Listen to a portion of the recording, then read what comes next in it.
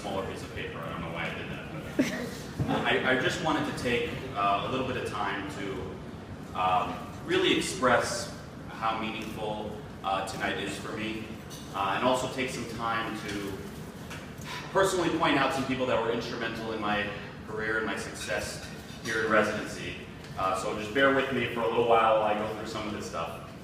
For those, obviously, who don't know me, I'm Michael Barness, one of the graduating residents. I'm sure you know by now. But first I want to tell a quick story. Yeah, I know.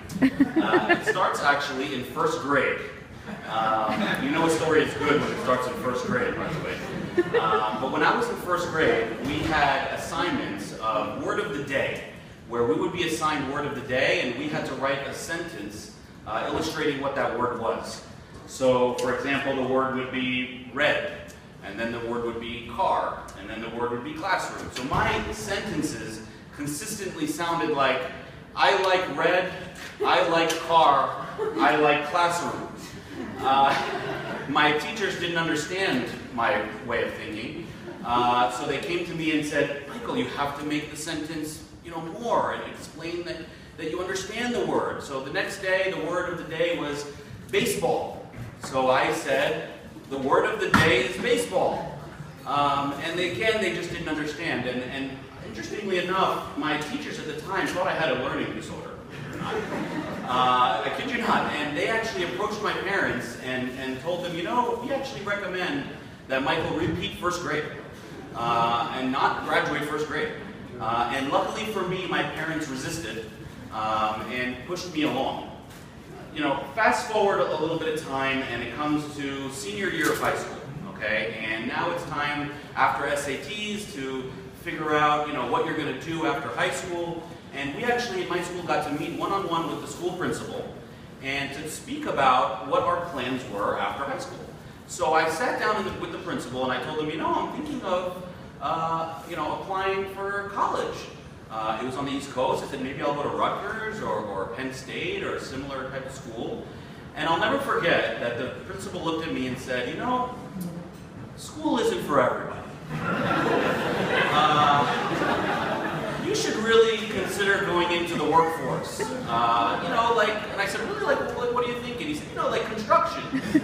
Now, obviously, there's nothing wrong with construction, but anybody who knows me personally knows that I can't even hang a picture on the wall without my wife's help. And he was a little baffled when I said, can I work in air-conditioned environments? He just didn't understand. So but he was right about one thing. I did have to go to a community college for a year, or 2, or 3. But the point is that I was eventually able to transfer to a very good Penn State University school, where I majored in psychology, my first love, and finally I excelled in something and I was good at it. Came junior year of college, and I had this grandiose delusion of becoming a real doctor. And I literally remember it like it was yesterday. It was a Wednesday afternoon. I went to meet with a pre-med advisor. It was on the 4th floor of the west wing of the Nittany building, and I'm sitting in the office with the pre-med advisor, and she looks at my, background and my psychology undergrad, everything going on, and she said, I don't recommend you go to medical school. And she told me, I actually don't think that you'll be accepted to medical school. Your GPA is subpar, your SAT score is not that good, you're in psychology, you should probably go for a master's or whatnot. So I think you guys see the trend here. And I suspect that even during residency, there was some people who probably questioned my way of going. But, I'll say this, that not only was this the correct route for me, but I honestly couldn't picture myself going any other route. I'm trying not to get choked up. But, so what's the point of me saying this? The point is that this graduation is much more than just graduating residency for me. And it really is a journey that began in first grade for me. So that's that. With that, I want to just point out a couple people that were instrumental in my success, as I mentioned, and thank them personally. It obviously starts with my beautiful wife, Samara, we're expecting a baby. Thank you, for being patient with me, for being kind with me. Believe it or not, I'm not an easy person to get along with sometimes. So, notice that my family's not surprised at all. But you know, thanks to that. Also, all my friends and family that are here today. You know, my sister Segal is here. I love you so much. My Aunt Sarah was here. It has really been a lifeline for me here in Las Vegas, so thank you. And specifically, I want to thank my mom and dad who are here. They have been so supportive, emotionally and financially. You know, not only through high school and before that, but college and medical school, and at times even during residency, I had to, you know, refer to bank of mommy and daddy at times. But don't worry, now financially that I'm finishing with residency, I only have about $250,000 in student loans, coming out of deferment for about 15 years, so just hang in there. But really, thank you to my family. I want to thank the other graduating residents, Dr. Patrick Bennett, Dr. Tarek Al-Sheikh, and I'm going to include Dr. Michael Tanner right over here, our child psychiatry fellows. I'm blessed to have, you know, come into this program with you. I consider you guys great colleagues and really good friends, so thank you. I want to thank what I consider the front line of our residency, and that's Martha and Cindy, our program coordinators. Nothing happens without you two. Cindy, I remember your first day on the job, where they threw you right in the deep end and you handled it with grace. And you did awesome. And you're still here, so we're happy to have you. And Martha, thank you. You know, the mother of our program, as I call it. And Martha has really bent over, upside down and backwards, to make sure that our life as residents, you know, is good. And she really, the second you ask for something, she's on it. And she has given us salsa and chips, which I'm always very appreciative of, and habanero honey cookies. Interesting combination, but thank you to you too. I want to thank a couple, and by the way, you know, I feel like I'm in the Grammys, like they're thanking everybody. You know, so the orchestra, there's no orchestra here, so you guys are going to have to deal with it. I want to thank some of the doctors that I worked with when I first started residency. That's Dr. Fakeel, Martin Fakeel, who's back there. You probably don't even remember, it's been so long ago. But you know, you met me when I was a know-it-all first-year resident. Now I'm a know-it-all graduating resident. But you let me be autonomous, and you really, I actually remember all of the learning points, believe it or not, years ago. So I really thank you for your time. Dr. Manjurin, I don't think he's here tonight, but he falls into that same category as well. I want to go on to thank, sorry, see these little things up here that I have here. I want to thank actually the child psychiatrists, Dr. Harding and Dr. Durrett, for first of all showing me that I am not a good child psychiatrist, but really teaching me the art of speaking to children. You guys are the best child psychiatrists in Nevada, bar none. Okay, I truly believe that. So thank you for your patience with me and all the growing pains dealing with all the children that we treated. So thank you for that. I hope I don't forget people. But I want to also thank Dr. Horton, who I worked with at the VA, one of the most pleasant people I know in the world. Thank you for making the environment at the VA as pleasant as it could possibly be, when sometimes it's not always so pleasant. But you really taught me a lot. You have a ton of knowledge.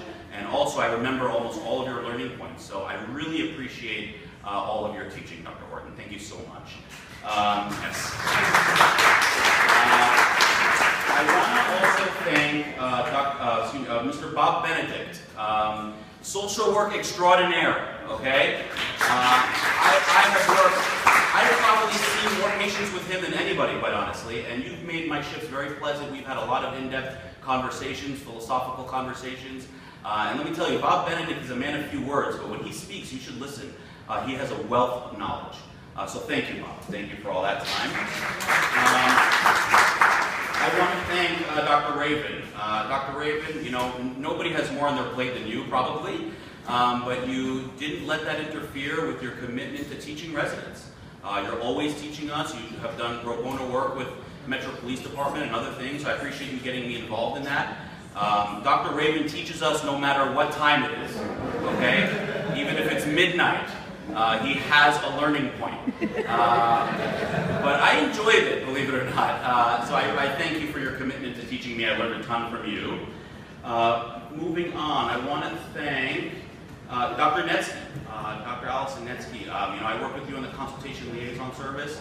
You know, I have learned a ton from you. You know, your calm and analytic approach to patient care is phenomenal, in my opinion. You know, I think that we share a common interest for dealing with medically complex patients. Most psychiatrists sort of run the opposite directions when a patient is medically unstable, but you and I thrive in those situations, and we sort of enjoy it. So I've really learned from you how to, you know, tackle complicated situations and narrowing on what's important to help our patients. So thank you for that, and I consider you a dear mentor, so thank you so much for that. Moving on, I want to thank Dr. Silverberg, who's here. He's another person who I worked with closely, twice a week at least, at the consultation liaison service. I really appreciate, you know, your forensics perspective on cases. I learned a ton from you. And really, in my opinion, one of the most important traits to have as a psychiatrist is having a good sense of humor. And Dr. Silverberg has a great sense of humor. And he kept things light and fun, but yet still had a lot of important learning points. And I personally think that we've saved some lives over at UMC. So I really appreciate it. Moving on, I want to thank Dr. Suhaney, who's back there as well. You know, yes, Dr. Suhaney. I worked with him in the outpatient setting, and I really got to hone in my outpatient skills with Dr. Suhaney. When I imagined what, you know, supervision should be like, it was our supervision. We've discussed things in depth and sideways and every way you could look at it. And he is, you know, you've been so approachable and so easy to talk to. Even when I was wrong, you let me sort of be wrong sometimes, which I appreciate. But I realized I was wrong. But honestly, I've learned a tremendous amount from you during those supervisory hours. So I really want to thank you for taking the time to teach me during those times, Dr. Sahaney. You know, last but not least, I want to thank Dr. Brown. Dr. Gregory Brown is our director, was also my offsite supervisor. Dr. Brown is over there somewhere. There, okay. Oh, there he is. Okay. You know, Dr. Brown, you've taught me probably the most important lesson of all, and that's that being a good psychiatrist goes way beyond prescribing Prozac. Okay, and that your prescription pad is just a tool in the toolbox. And there's many things that we have to do as psychiatrists to help our patients, and it's not just medications. You've challenged me to look at things outside of the box and to really look within at times. And I'm immensely grateful for your supervision, and I've learned a ton from you. And I still consider you a mentor. I do have your phone number, so expect some phone calls. And I really look forward to keeping in touch throughout the year. So I really want to thank you for that. Again, I'm sorry if I missed anybody that I forgot. I know Amy Elwood is out there. I want to thank you for your help. And you know, and anybody else that I forgot. You know, I love you all, and I'm really appreciative of being here tonight. So thank you so much for being here.